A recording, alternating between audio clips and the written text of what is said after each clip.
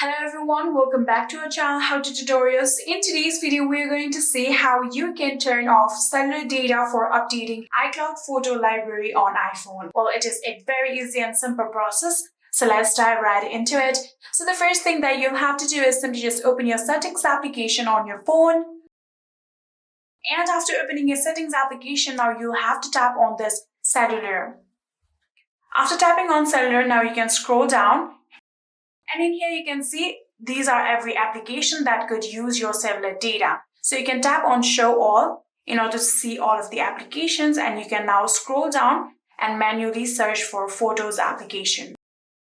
Here you can see photos application, and all you have to do is simply just tap on this toggle button that you can see right here, just like this.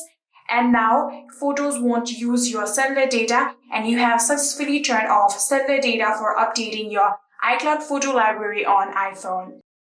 And yeah, that is it. I hope this video was helpful to you guys. If it was, please do not forget to hit that subscribe button and like our video. Thank you so much for watching. See you in the next.